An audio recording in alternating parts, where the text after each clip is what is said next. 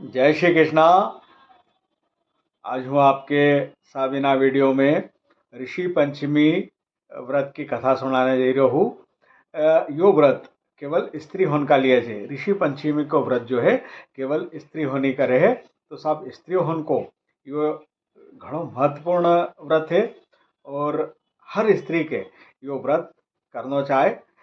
एका बारा में हूँ आपके जो कथा एक ही व्रत की पूजन विधि और एक को महात्म और व्रत कथा या मैं आपके एक ही पोथी में से ऋषि पंचमी की जो पोथी है उसमें से सुनाऊंगा।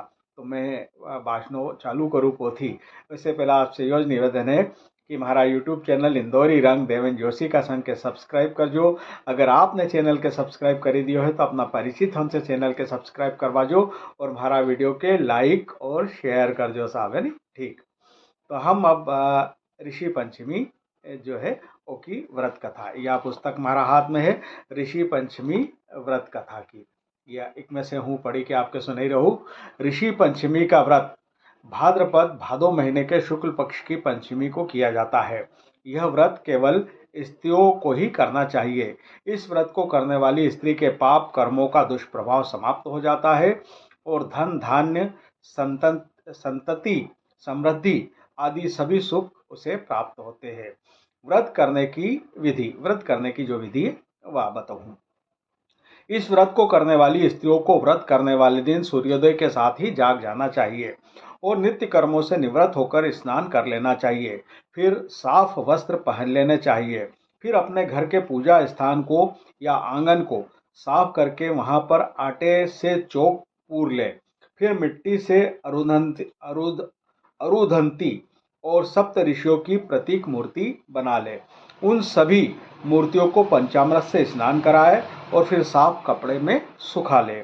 उसके बाद में वहां पर लकड़ी का पटरा रखकर उस पर लाल रंग का कपड़ा बिछाए। फिर उस पर प्रतीक मूर्तियों को रखे। आप स्वयं कुश या ऊन के बने हुए आसन पर बैठे। फिर रुई व घी से दीपक जलाए और धूप जलाकर रखे। फिर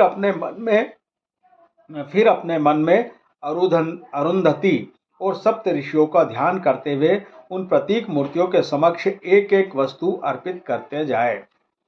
पहले उनको रोली चावल लगाए, जनेऊ रखे, चंदन कपूर अगरबत्ती की गंध दे, फूलों की माला पहनाए, फल और मिठाई समर्पित करे, पानी रखे। इस प्रक्रिया को नैवेद्य समर्पित करना कहते हैं। इसके बाद में उन प्रतीक मूर्तियों को प्रणाम करें। इसके बाद में ऋषि पंचमी की व्रत कथा को पढ़े। यदि कई महिलाएं एक साथ मिलकर पूजन कर रही हो तो कोई एक महिला ऋषि पंचमी की व्रत कथा को पढ़कर सुनाए और अन्य सभी महिलाएं शांति के साथ उसे सुने। इसके बाद में सभी लोग जयकारा लगाए, सप्त ऋषियों की जय, माता अरुंधति की जय। इसके बाद में कपूर जलाकर आरती गाए, ऋषि महाराज की आरती उतारे। उसके बाद में पूजा के समय पर चढ़ाए गए फल मिठाई को प्रसाद के रूप में सबको वितरित करें और स्वयं भी ग्रहण करें। इसके बाद में व्रत का पालन करना चाहिए, अर्थात भोजन आदि ग्रहण करना चाहिए। इस पूरे दिन और पूरी रात्रि को ब्रह्मचर्य का पालन करना चाहिए। इस प्रकार से यह व्रत संपूर्ण होता है। मिट्टी की मूर्ति आदि सामग्री को उसी दिन अथवा अपनी सुविधा अनुसार एक दो दिन के बाद में किसी बहते हुए जलाशय जैसे नदी नहर आदि में प्रवाहित कर दे। यह सब एक ही विधि जो हुई है पूजन की, वह विधि एक में मैंने आपके पढ़ी न सुनाई। अब है व्रत का महात्मा।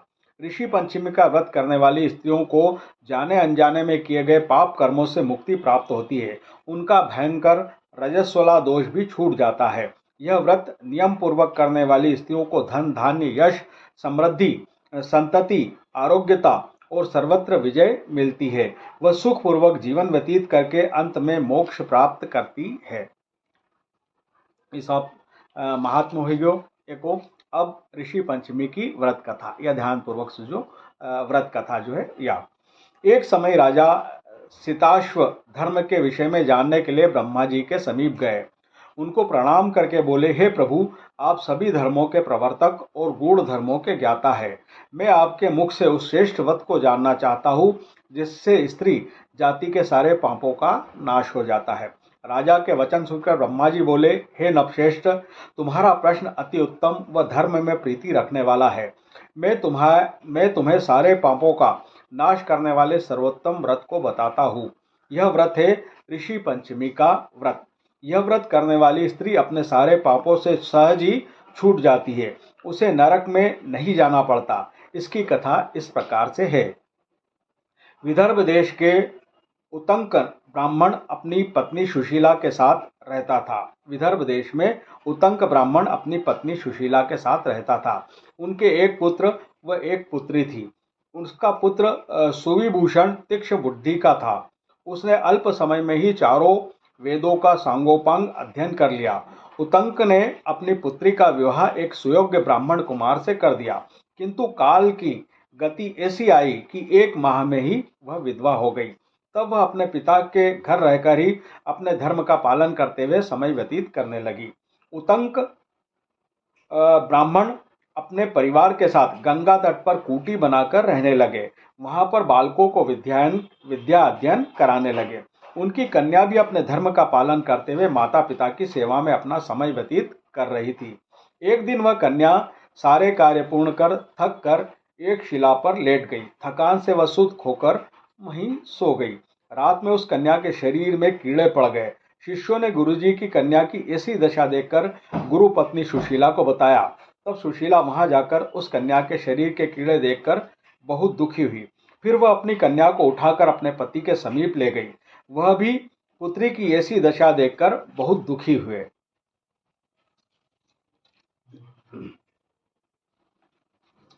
सुशीला ने अपने पति से कहा, हे स्वामी, हमारी साध्वी पुत्री की दुर्दशा किस कारण हुई है?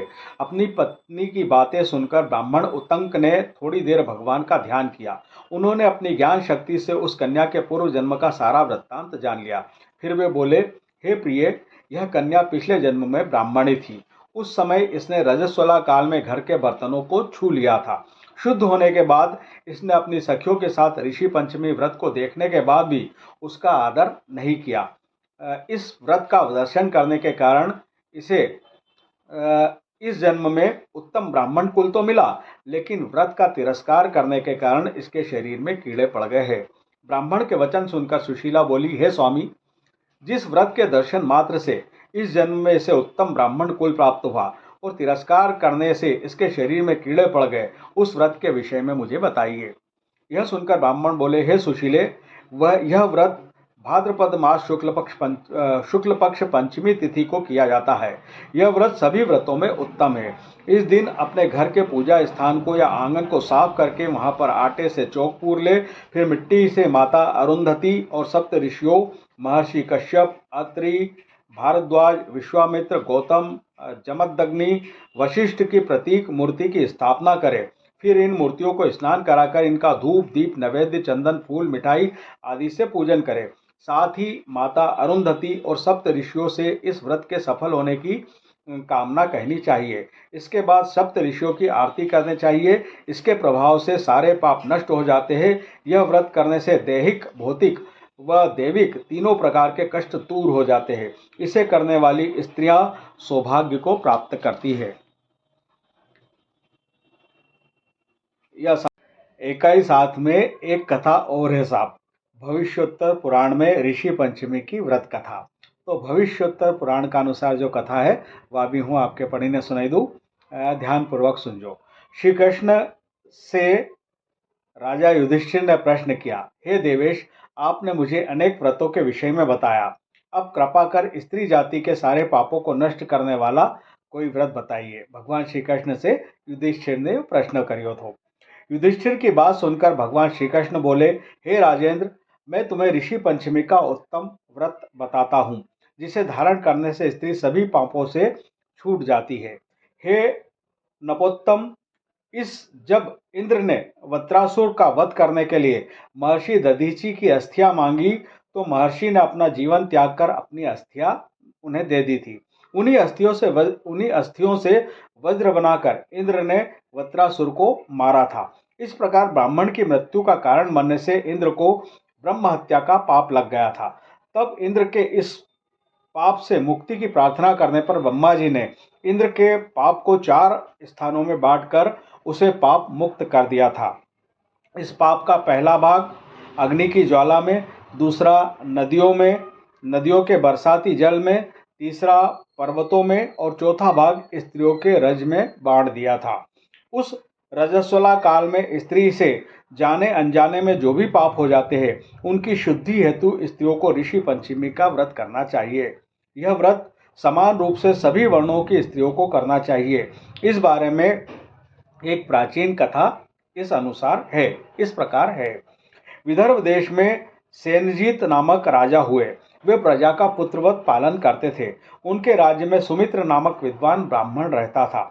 उसकी पत्नी जयशी एक दिन कृषि कार्य करते समय रजस्वला हो गई। इसकी जानकारी होने पर भी वह गृहस्थी के कामों में लगी रही। कुछ समय पश्चात उन दोनों पति पत्नी की मृत्यु हो गई।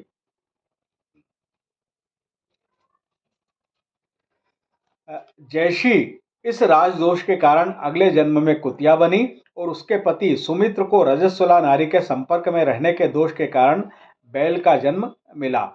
लेकिन उन दोनों को ही अपना पूर्व जन्म याद रहा। वे दोनों ही कुतिया और बैल के रूप में अपने पुत्र के यहाँ ही पलने लगे। उसका पुत्र धर्मात्मा था और अतिथियों का सत्कार करता था। पिता के श्राद्ध के दिन उस ब्राह्मण कुमार ने ब्राह्मणों को जिमाने हेतु अनेक पकवान बनवाए। उसकी पत्नी किसी काम से बाहर आई, तभी एक सर्प आया और उसने खीर के बर्तन में जहर उगल दिया। कुतिया बनी जयश्री यह देख रही थी। उसने सोचा कि यह जहरीली खीर ब्राह्मण खाएगा तो उसके पुत्र को ब्रह्म हत्या का पाप लगेगा। इसलिए अपने पुत्र को बचाने के लिए कुतिया ने वह जहरीली खीर का बर्तन छू लिया। उसकी पुत्र वधू ने उस कुतिया को खीर का बर्तन छूते हुए देख लिया। यह देखकर उसने कुतिया को जलती हुई लकड़ी से मारा। प्रतिदिन वह कुतिया को रसोई में बची जूठन डाल देती थी, लेकिन उस दिन गुस्से में उसने कुतिया को वह भी नहीं दी। वह जहरीली खीर फेंककर उसने ब्राह्मण के लिए दूसरी खीर बनाई। रात्रि में भूख से व्याकुल होकर वह कुतिया अपने पूर्व जन्म के पति सुमित्र बैल के पास आकर बोली, हे स्वामी, आज मैं भूख के मारे मरी जा रही हूँ। रोज तो पुत्र मुझे खाने को कुछ दे देता था, लेकिन आज उसने मुझे कुछ नहीं दिया है। खीर में सांप के जहर उगल देने के कारण मैंने खीर के बर्तन को छूकर भ्रष्ट कर दिया था, जिससे पुत्र को ब्रह्म हत्या का पाप न लगे। इसी कारण बहू ने मुझे मारा और खाने को कुछ भी नहीं दिया है। तब बैल बोला, तुम्हारे पापों के कारण ही मुझे भी यह बैल की योनि मिली है। बोझा ढोते ढोते मेरी कमर टूट गई है। आज पूरे दिन मैं खेत जोतता रहा, लेकिन मुझे भी खाने को कुछ नहीं दिया है। मुझे कष्ट देकर इसने श्राद्ध तो बेकार कर लिया है। अपने पिता की ये बातें उनका पुत्र सुन रहा था। उसने उन दोनों को भरपेट भोजन कराया। अपने माता पिता के दुख से पीड़ित वह ब्राह्मण पुत्र वन में गया। वहां उपस्थित ऋषियों से उसने पूछा, हे महाराज, मेरे माता पिता किस कारण से कुतिया व बैल की योनि में आ पड़े हैं? इन योनियों से वे किस प्रकार छुटकारा पा सकते हैं? उस ब्राह्मण पुत्र की बात सुनकर सर्वतपा ऋषि बोले, पिछले जन्म में तुम्हारी माता ने रजस्वला होने पर भी घर के बर्तन व अन्य सामान को छुआ था और तुम्हारे पिता ने उनको छुआ था। इसी कारण से कुतिया की और बैल के रूप में जन्मे हैं। इसलिए तुम्हारी पत्नी ऋषि पंचमी का व्रत करे और उस व्रत का फल तुम्हारे माता पिता को समर्पित करे, तभी वो दोनों इन पशु योनियों से मुक्त हो सकेंगे। ऋषियों से व्रत की विधि समझकर वह ब्राह्मण पुत्र घर लौट आया और अपनी पत्नी को सारा हाल बताया। पंचमी का दिन आने पर उसकी पत्नी ने इस व्रत को किया और उसका पुण्य फल अपने सास ससुर को समर्पित कर दिया। इस व्रत के प्रभाव से वे दोनों कुतिया और बैल की योनि से छूट गए और उन्होंने स्वर्ग को प्राप्त किया। भगवान श्री कृष्ण बोले, हे राजन, जो नारी इस व्रत को पूरी विधि से करती है और श्रद्धा से अरुंधति सहित सप्त ऋषियों का पूजन करती है, वह रजस्वला के दोष से छूट जाती है। उसे शीघ्र ही धन, पुत्र, पौत्र आदि प्राप्त होते हैं। इस व्रत के प्रभाव से तन मन के सारे दोष निकल जाते हैं। सप्त ऋषियों की जय, माता अरुंधति की जय। तो यह साहब जो है ऋषि पंचमी की कथा, मैंने पहला एक कथा और दूसरी या दो कथा पोथी का अनुसार आपके पोथी में से पढ़ी न सुनाई। जय श्री कृष्णा। जय हो ऋषि महाराज की, जय हो माता अरुंधति की।